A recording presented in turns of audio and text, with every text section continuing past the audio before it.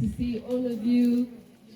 Banani girls, you rock, and keeping with the star theme, I just want to start with just because somebody can't see you shining doesn't take away from your innate ability to shine. So rock that, proudly. Okay, so for those who don't know me, my name is Ruth, Ruth Banda. I can see that there's a few people from my time, so nobody's going to dispute the fact that I was a very shy and quiet girl. And yeah, very well behaved, which is not very true. I was literally a project. And I'm so proud to be here to talk about that. When my big sister Juliana was sharing that, you were last year 21 years ago, right? 22 years ago. So you're a year above me, and I graduated in 2004, so that was 21 years ago. Which sounds like a very long time, and I still feel like I'm just a small girl. I am still just a small girl. But now I'm a big mom with two kids looking up to me, and I'm so, so grateful for the experience I had here in Banani because it really has shaped me. It's not a cliche, so I'm going to go through that and just share a little bit about what that means. So I was asked to speak about certain areas, and it was very easy for me to see that all of those areas, everything I'm doing now, I can trace back to the seed being planted here. So I came here in 2000 as a grade 8 day school as it is then. I don't know if it's changed. And I was one of very, very few Baha'i students. So I was coming from a family that, I followed the Baha'i faith. So there's a lot of pressure, guys. It's like you have to come here, you have to be the example, and I was the clown as well, Mono. That was my survival, skills I got on with everyone, different levels, and I was just having a great time.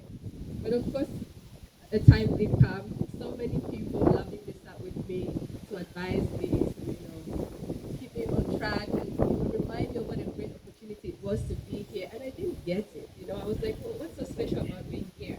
And now I do. I see it because when I graduated from Banani, my family moved to England, so I went straight there. That's where I did my A levels, and I was prepared.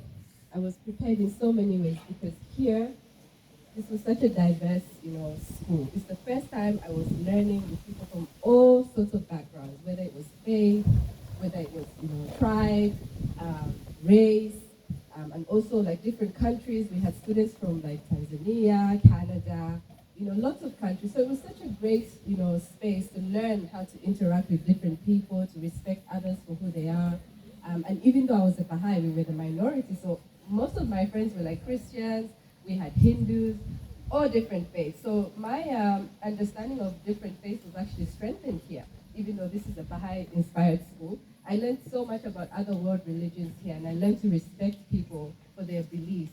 I could see the commonalities in our faith. I could see the unity in, the great teachings.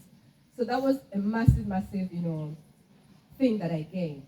And so on the other side, when I'm in the Western world, I'm just a little girl from Zambia, I just felt like I belonged because I saw the same people that I was learning with here. I didn't feel inferior. I was like, I'm a superstar. I'm from Banani. And, everyone I see here, I've seen before. Nothing is really truly new. And this is just like a representation of our world out there. So I love that we have that diversity here as well. So a little bit about what I did when I left Banani, like career-wise. So I have to take you back to Dom E. I don't know if it's still called Dom E now. When we were seniors at the time. So I had a really good friend called Ndinawe Rupert. She and I, we watched this movie for the first time here in Banani. It was called Legally Blonde. Have you guys seen it? Yes. It was one of the very few tapes. At the time it was tapes. It wasn't like DVD or whatever the clouds you have these days. It was an actual, massive tape. And we watched this movie. It's about this blonde girl who literally goes to university like in the most unlikely circumstances. Like her boyfriend dumps her because he doesn't think she's great. And to try and prove him wrong, she just gets into Harvard and studies law and becomes this amazing lawyer, right? So it was a little bit of one of those like jokey type movies, but me and Dinawa literally looked at each other and we're like, we're going to be lawyers. And guess what, guys? You're lawyers. We are lawyers. Yeah. Yeah. And think about it, it sounds like it's such a crazy thing to say, but we literally manifested that, you know? We said something about our lives, jokingly, and it came true. And my friend Zinawa is in Australia right now, still based there. She's actually a principal owner and solicitor. She has her own law firm in the land of, you know, the Aussies, not Zambia. So she's doing incredibly well, and that's just something that, you know, was planted here. So I'm also going to speak to friendship, which is an amazing thing that I really, really benefited from here. We might not see it now, but this is a very, very special environment. There's no other place that you're going to be in where you have your sisters, you know, your girlfriends here, resident together, growing together, like you're just beginning to understand yourselves and go through all of this. When you come out of there, you're considered like independent. You will be mixing with people of different age groups. You might go to university with like mature students, people who've already lived their lives, you know, people who've had different experiences. They haven't gone to, you know, boarding school. But what you have here is so, so special. And I can say, honest to God, like if I think of my top 5 friends, there are actually 3 of them are Banani girls. I'm very, very close to those girls. They're like my sisters. Like these are people, like if I'm like literally in a ditch, they will come and pick me up, you know? One of them is godparents to my kids. Like that's how close they are. Like if I died, I know that this person would step in like a mother would, you know? And we didn't think about it then. Now we see. So there's something really, really special about the bonds that you have. When you go out into the world, you will be able to recognize your Banani girls. Like there's something super, super special. And I think it really comes down to like the training that you're receiving here. We sing so much about the virtues and how everybody just says, oh, the virtues, I remember it. But like it's such a special gift. Because Banani literally gave me like the language of expression. Like I can talk about what it is when I recognize something amazing in another human being, like I can name it. I look at this person and I see what they do, and like I see that they have integrity in their role because that's a virtue. They're compassionate because, you know, we learned about what that means. The fact that we don't have prefects, but a lot of us are actually leading in our fields. It's amazing, isn't it? That just goes to show you that you don't need somebody to appoint you or something to feel like you have the capacity to lead. So all of those things that silently we're being taught and we don't realize it, but they're absolute like blessings and gems, so hold on to it. And the network of Banani students is so, so rich. Like if I think of lawyers, doctors, teachers, any field, at the very top there's a Banani girl, both in Zambia and abroad. So whatever career you want to go into, I'm sure you can talk to Juliana about this as well. There's a Banani girl. You literally have a sister on the other end that will sit with you, can share with you so much, and they're so willing to give you, and we're so, so proud. There are actual Banani girls who are like leading organizations, and they will want to recruit a Banani girl because like they know you've had top tier training. There's just certain things you can't train people on, like the people stuff. Like you can't teach people how to be kind, you know, if they're not naturally kind. You can't teach grown people about, you know, being considerate and understanding other people from different backgrounds. So those things are really, really like valuable when you come into the workspace or even studying, you will see. So I really, really treasure that. So yes, I would say the friendships is a massive benefit for me. Everybody's still close. I have this attachment to Banani because it was my home, like my literal home. I lived here, and I visit so often. So, and I think that I will always be connected. So I also want to share something else about my interest. So I am a lawyer. I decided to actually go into what we call alternative dispute resolution. So this is like a different way to resolve disputes, like you don't go to court in the formal sense. I prefer to practice in the spaces where I help people outside of court. Because I find that in this way, you're more likely to, you know, find a middle ground for people, like people that want to retain their relationships. It's less bureaucratic, you know. It's not anything better, but I feel like it's more aligned with my values. So you have kind of like 2 routes. You can go the legal court route, or you can explore that. I've done so much with my, you know, legal background, so many different spaces, finance, higher education. Education is my favorite actually, which is why I'm here still.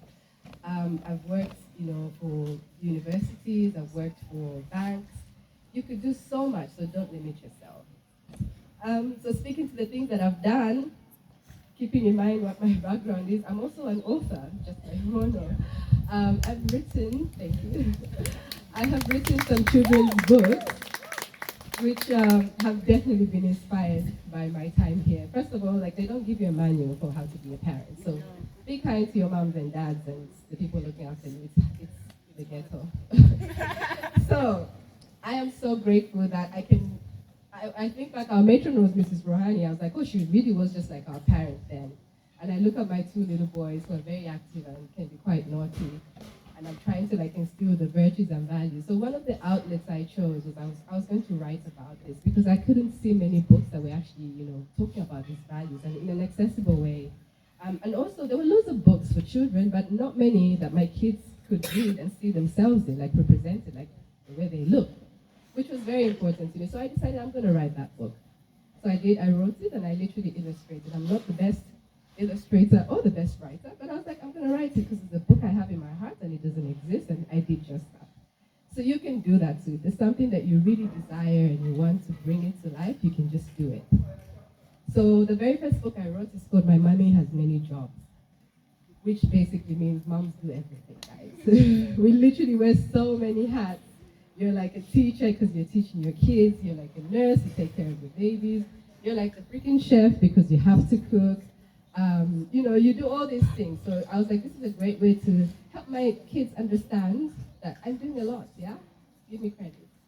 So dads do as well. So I also wrote a book about dads. I was pressured into it, but dads are also valuable. So the second book is called Of All the Things My Daddy Can Do, and that also talks about all the wonderful things that fathers do for us and like the role they play. I then also wrote a very special book, and until like 4 weeks ago, guys, I tell you this, I didn't actually know that this is my best-selling book. My favorite book is the Mommy book, obviously.